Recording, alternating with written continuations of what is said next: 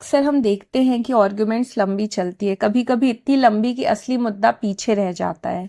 लेकिन supreme court ने इस बार एक क्लियर मैसेज दिया है।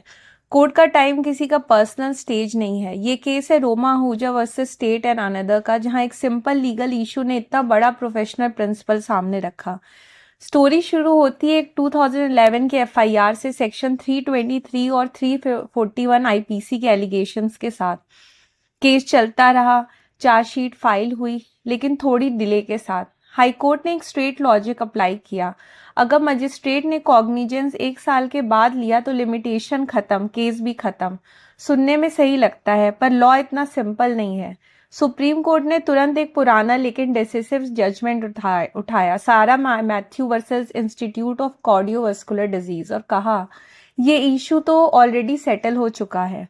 लॉ क्लियर है, लिमिटेशन का कैलकुलेशन हमेशा कंप्लेंट फाइल होने की डेट से होगा, ना कि कोर्ट के कॉग्निजेंस लेने के डेट से।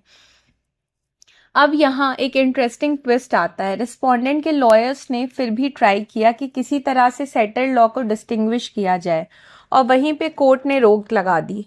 बेंच ने सीधा बोला, अगर कॉन्स्टिट्यूशन बेंच ने लॉ सेटल कर दिया तो आप सिर्फ अपनी आर्ग्यूमेंट स्किल्स दिखाने के लिए उसके अगेंस्ट आर्ग्यू नहीं कर सकते।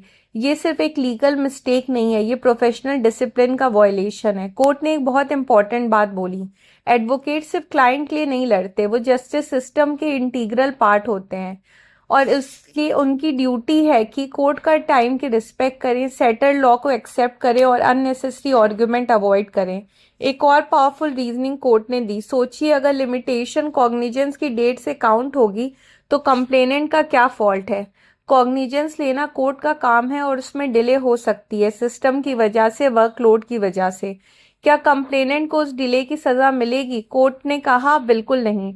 और यहाँ कोर्ट ने क्लासिक लीगल एक्जिम अप्लाई की, एक्टस क्यूरी नेमिनम ग्रेवेबिट, मतलब कोर्ट का एक्ट किसी को हार्म नहीं करेगा।